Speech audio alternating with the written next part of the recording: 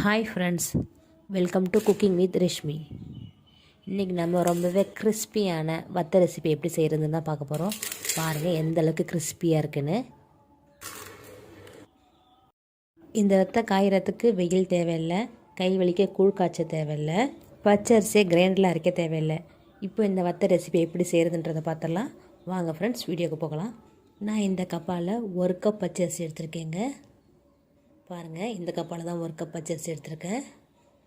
இந்த பச்சரிசி பார்த்திங்கன்னா ஆல்ரெடி கழுவி வெயிலில் காய வச்ச பச்சரிசி, அதனால் லைட்டாக ஒரு தண்ணி ஊற்றி மட்டும் நான் கழுவிக்கிறேன். இது ரேஷன் பச்சரிசி தாங்க. நீங்கள் ரேஷன் பச்சரிசியை 3 தடவை தண்ணி ஊற்றி நல்லா கழுவிட்டு அதுக்கப்புறம் 4ஆவது தண்ணியில் ஊற வச்சுக்கோங்க. இது ஆல்ரெடி கழுவுறதுனால நான் ஒரு தண்ணி மட்டும் ஊற்றி கழுவிக்கிறேன். இப்போ இந்த தண்ணியை வடிச்சிடலாம். வடிச்சிட்டு ஒரு ஃப்ரெஷ் வாட்டர் போட்டு இதை ஒரு 3 மணி நேரம் ஊற வைக்க போகிறேங்க. இதை மூடி போட்டு அப்படியே வச்சிடலாம். இப்போ 3 மணி நேரம் ஆயிடுச்சு. இதை ஓப்பன் பண்ணி பார்க்கலாம். பாருங்கள், அரிசி நல்லா ஊறிடுச்சு. அரிசி நல்லா மூழ்கி ஊறுற அளவுக்கு நான் தண்ணி விட்டுருக்கேன். இதை இப்போ நம்ம மிக்ஸி ஜாருக்கு மாற்றிடலாம். அந்த தண்ணியோடவே சேர்த்துக்கிறேன். இந்த அரிசியை நல்லா நம்ம ஃபைனாக அரைச்சிக்கலாம். நீங்கள் தண்ணியை மட்டும் கொஞ்சம் பார்த்து சேர்த்துக்கோங்க. இதை நான் இப்போ அரைச்சி எடுத்து வந்து காட்டுறேன். இப்போ இதை அரைச்சி எடுத்துருந்தாச்சு. இதை நம்ம ஒரு ஃபில்ட்ரு வச்சு வடிகட்டிக்கலாம். இதை நீங்கள் எந்த அளவுக்கு நைஸாக அரைக்க முடியுமோ அந்தளவுக்கு நைஸாக அரைச்சிக்கோங்க. அடியில் கொஞ்சோண்டு திப்பி இருக்குது, அதை நம்ம வடிகட்டி எடுத்துடலாம். இப்போ இது எல்லாத்தையும் நம்ம ஃபில்ட்ரு பண்ணிடலாம். பாருங்கள், நல்லா ஃபில்ட்ரு பண்ணிட்டேன். இப்போ நம்ம இந்த வடிகட்டி எடுத்துடலாம்.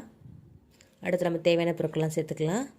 சின்ன சின்ன துண்டெலாம் கட் பண்ணால் கொத்தமல்லி சேர்த்துக்கிறேன், கருவேப்பிலை சேர்த்துக்கிறேன், ரெண்டுமே ஒரு டேபிள் ஸ்பூன் சேர்த்துருக்கேன். சில்லி ஃப்ளேக்ஸ் 1 டேபிள் ஸ்பூன் சேர்த்துருக்கேங்க. தேவையான அளவு உப்பு சேர்த்துருக்கேன். சின்ன ஜீரகம் சேர்த்துக்கலாம், 1/2 டேபிள் ஸ்பூன். இப்போ இது எல்லாத்தையும் நல்லா கலந்துக்கலாம். பாருங்கள், மாவு இந்த பாத்திரத்தில் தான் இருக்கணும். உங்களுக்கு மாவு கொஞ்சம் தண்ணியாக போயிடுச்சுன்னா ஒன்றும் பிரச்சனை இல்லை. 1லேருந்து 2 டேபிள் ஸ்பூன் அரிசி மாவு சேர்த்துக்கோங்க, கரெக்டாக இருக்கும். மாவு ரொம்ப தண்ணியாகவும் இல்லாமல் ரொம்ப கெட்டியாகவும் இல்லாமலும் இருக்கணும். பாருங்கள், இதான் மாவோட கரெக்டான கன்சிஸ்டன்சி. நீங்கள் கரண்டியோட பின்பக்கத்தில் இப்படி தொட்டிங்கன்னா கோடு விழணும். அப்போ தான் மாவு நல்லா கரெக்டான கன்சிஸ்டன்சியில் இருக்குன்னு அர்த்தம். அடுத்து நான் ஒரு சில்வர் பாத்திரம் எடுத்துக்கிறேங்க. சாதம் வடிக்கிற பாத்திரம் தாங்க எடுத்திருக்கேன். இதில் நம்ம இப்போ 3/4 வாசி தண்ணி நிரப்பிக்கலாம். இதில் நான் இப்போ 3/4 வாசி தண்ணி நிரப்பிட்டேன்.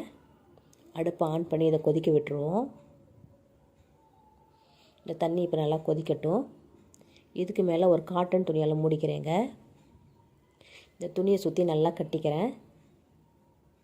இந்த முடிச்சு நல்லா டைட்டாகவும் இருக்கணும், இந்த துணியும் சுருக்கம் இல்லாமல் இருக்கணும். அதேமாதிரி பார்த்துக்கோங்க. ஃபஸ்ட்டு நான் இப்போ முடிச்சு போட்டுக்கிறேன், அதுக்கப்புறம் கொஞ்சம் டைட் ஆக்கிக்கலாம்.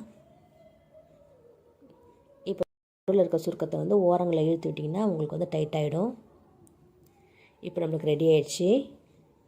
இப்போ பாருங்கள், நல்லா ஆவி வர ஆரம்பிக்குது. இந்த ஸ்டேஜில் நம்ம கலந்து வச்சுருக்க மாவை 1 ஸ்பூன் மட்டும் எடுத்து ஊற்றிக்கலாம்.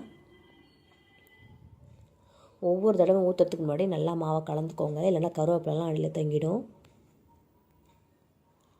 ஊற்றும் போது அடுப்பை சிம்மில் வச்சுக்கோங்க. கொஞ்சம் கொஞ்சமாக ஹை ஃப்ளேம் வச்சு இது ஊற்றிங்கன்னா உங்களுக்கு கரெக்டாக வரும்.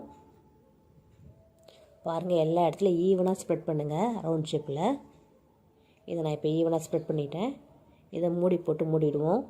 இது வேகத்துக்கு ரொம்ப நேரம் ஆகாதுங்க, ஒரு 5 நிமிஷத்துலேயே வெந்துடும். 5 நிமிஷம் கழித்து பார்க்கலாம். இப்போ பாருங்கள், மாவு கலர் நல்லா சேஞ்ச் ஆகிடுச்சு. அடுப்பை சிம் பண்ணிவிட்டு ஓரங்களை எடுத்து விடுங்க. 1 ஸ்பூனோட பின்பகுதியில் நான் ஓரங்களை எடுத்து விடுறேன். இப்போ நம்ம இதை தோசை திருப்பியில் எடுத்துருவோம்.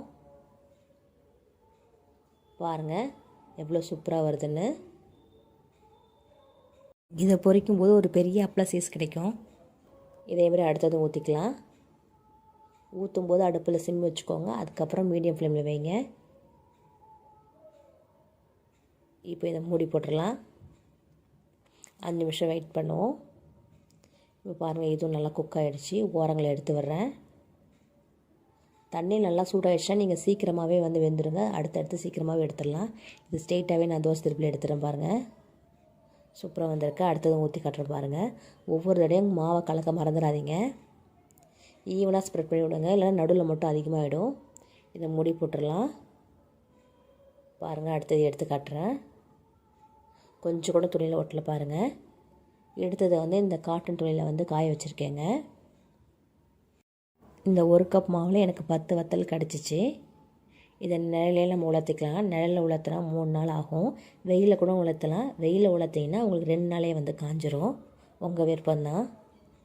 பாருங்கள், நல்லா காய வச்சு எடுத்துட்டேன். மேக்ஸிமம் வத்தை போடும்போது நீங்கள் பிளாஸ்டிக் ஷீட் யூஸ் பண்ணாதீங்க. அது எந்த அளவுக்கு உடம்புக்கு ஹெல்த்தின்றது ஒரு பெரிய கேள்விக்குறி தான். நீங்கள் வந்து துணியில் காய வைக்கும்போது ஓரங்கள் இதே மாதிரி சுருங்கத்தான் செய்யும். இதனால் ஒன்றும் பிரச்சனை இல்லை. இப்போ நான் இதை வறுத்து காட்டுறேன் பாருங்கள்.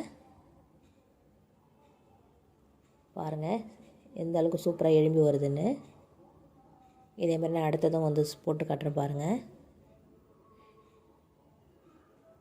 அளவு ரொம்ப பெருசாக வந்துச்சுங்க. டேஸ்ட்டும் ரொம்பவே சூப்பராக இருந்துச்சு.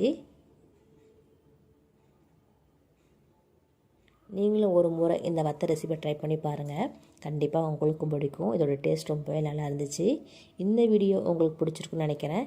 இந்த வீடியோ உங்களுக்கு பிடிச்சிருந்துச்சுன்னா லைக் பண்ணுங்கள், ஷேர் பண்ணுங்கள், கமெண்ட் பண்ணுங்கள் அண்ட் சப்ஸ்கிரைப் பண்ணுங்கள். மறக்காமல் பெல் ஐக்கானை கிளிக் பண்ணுங்கள். நன்றி, வணக்கம்.